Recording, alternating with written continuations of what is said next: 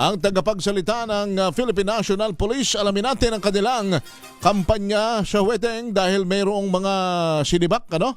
Tama ba, ng mga matataas ding opisyal ng PNP sa Pangasinan? General Tuanyo, sir. Spokes, magandang hapon. Si Henry Uri at si Karen Oyong. Magandang hapon po, General. Sir Henry, Ma'am Karen, Opo. magandang hapon po at salat po lang niya taga-subaybay. General, mayroon na ho ba kayo ngayong total crackdown sa wedding sa buong bansa? Mayroon ba kayong pinaiiral na ngayon?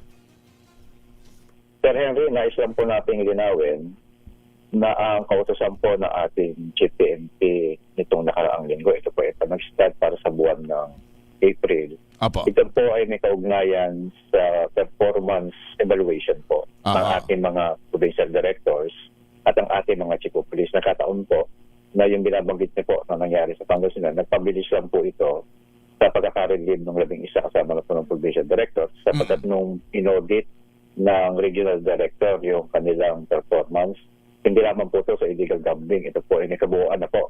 Halimbawa po yung mga non-index crime, yung focus crime. Nakita po natin na lumalabas na quote-unquote na underperforming po yung mga nasabing official. Opo.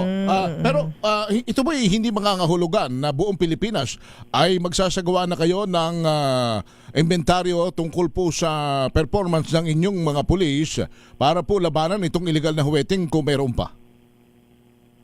Sir Henry, ito po ay nationwide po ang ating pong pag-review. Kung mapapansin nga po ninyo, sinasabi nga po natin, noong pong nakaraang linggo, dito naman sa Police Regional Office 4A, meron po tayo 3 chief of police na na-relieve dito po sa Laguna Police Provincial Office. Ito pong ma-check po ng regional director nila na the same reason, yung mga underperforming po na mga ating mga commander ay marirelieve. Kasama na po dito yung pag-report nila na kanilang performance sa illegal gambling. General, ito po ba ay also a part of your routinary, sabihin na po natin, evaluation? Katulad po sa mga ordinaryo at mga pribadong kumpanya po na nagsasagawa ng evaluation.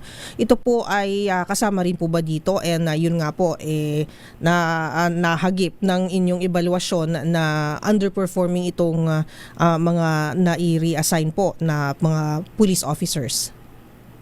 Ma'am Karen, kasi po sinasabi nga po natin sa kibat ng focus agenda po ni Chief PNP na si General Tates, yung paglalagay po ng tamang official sa particular location. Sapagkat alam po ninyo, napakarami po miyembro ng Philippine National Police. Ang nakikita lamang po natin dyan ng dahilan o reason para wala pong politika sa paglalagay po ng mga officers sa particular position.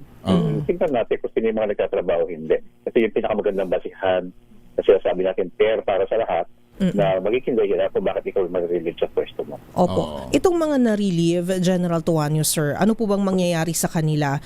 And habang ongoing din po yung investigation regarding po yung illegal gambling po at iba pang mga kumbaga issue na nakadikit po sa kanilang underperformance, ay ano po muna ang kanilang gagawin, General? Sila po ngayon ay na-assign o na-reassign dito po sa Camp Crame, dito po sa Personnel Holding Admin Unit po natin. Dito po nilalagay yung mga ating pong personnel na habang undergoing po yung mga kanilang administrative investigation po sa kasakali. Kung makikita po na may mga kadahilanan na ipagpatuloy yung kanila pong administrative case, ito po yung papatuloy base po sa filings natin ng mga summary hearing officer. Parang back to barracks muna. Oo. Tas depende pa po yan, no, General. This is just administrative cases. Pero pag may makitaan pa po na mga mas mabibigat na ebidensya siguro, it could also result in criminal charges. Tama po ba, General? Tama po yun. Pero initially po, Ma'am Karen and Henry, nakikita po natin na pumapatak na administrative case po yung medyo malakas na laban sa kanila sa pagkakinabi nga po natin. Hindi naman po sila na sinasabi natin may partisipasyon doon sa pangyayari na sa pagkakahuli sa kanila. Ngunit na ma-audit po sila, underperforming po sa sabihin po, kulang po yung mga pinoproduce nila ng mga accomplishments. Jen, based on your intelligence report, marami pa ba talagang gumagawa ng illegal na huweting sa buong bansa? Alam po ninyo, ang Sir Henry, na ang legal naman po na sinasabi natin na paglalaro din yung sa SPL po.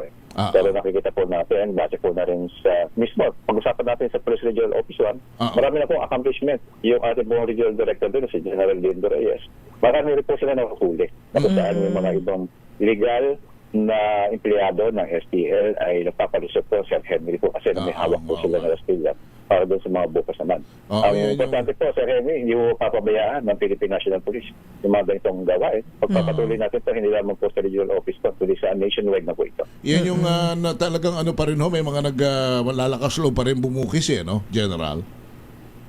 Tama po yan. Ganun po yung nakikita natin ng mga sistema. Sinasabi nga po natin na bagamat may mga arrest, itong mga nasabing official na labing isa, particular sa Pangasinan, pero nakikita po natin. So, pag binalidate po ng ating ibang unit, na makikita po tayo may mga napapalusot, quote-unquote po. And this serves as a warning to the entire PNP forces. Tama po, Sir Henry. Kaya po sabi ni GPNP na si General Natate, sa dami ng mga opisyal natin na gustong mag-perform, ipakita na kaya din nila yung ginagawa ng mga nakaupo na. Ito yung magsisilbing warning sa mga underperforming natin ng mga commander. Pero kung may underperforming, siguro baka pwede namang ma-highlight yung pinaka-the best naman na region o pinaka-the best din naman ng mga provincial commander kung meron tayo, General. Tama po. Sir Henry, sapagkat napakabalansi po ng focus agenda ng ating GPNP, hindi lamang natin pinaparusahan yung mga nakikita natin, mga nagkakamali o underperforming. Mabalita ko nga lang po sa inyo, kalalabas lang po ng resolution ng NAPOLCOM na kung saan inabsuelto po yung ating mga kapulisan sa CIDG-NCR na sinasabi nga po na walang katotohanan yung mga report na sinasabi na nangupit yung isa sa operatiba na nakita namin sa CCTV.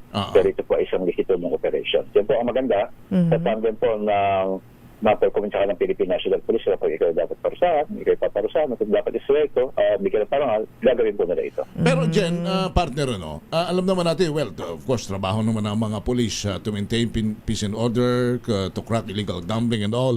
Pero meron bang, ayaw ko naman sabihin premyo or incentive sa government kung para naman medyo ganahan lalo din yung mga police general na ipakita na sila ay talagang nagtatrabaho ng ayos, hindi lamang dahil sa trabaho nila ito, kundi medyo may pampakwa naman, partner, may pampa soft drinks naman, kumbaga. General. Yeah, po, Sir Henry, Ma'am Karen, ang pumpila kasi sinasabi nyo na incentive ng Philippine National Police, ito po yung mga medalya na ibinigay ito sa amin. Na kung saan, halimbawa, Sir Henry, nabigyan ako ng isang medalya ng papuri, ito po ay may counterpart na days of leave. Ayun. Na maaari mo naman i-avail. Yun po ang pinaka-incentive po ng Philippine National Police na alam po nyo, tuwa na po ang miyembro ng Philippine National Police kapag po sila ay nawagan at ni-recognize kapag pwede lang i-convert ito later on sa loob ng isang taon, yung mga medals po na matatanggap po nila. Okay. So, more of appreciation, more of hindi kasi pwedeng cash ang ibigay kasi medyo labag sa yun sa mga prinsipyo ng kapulisan.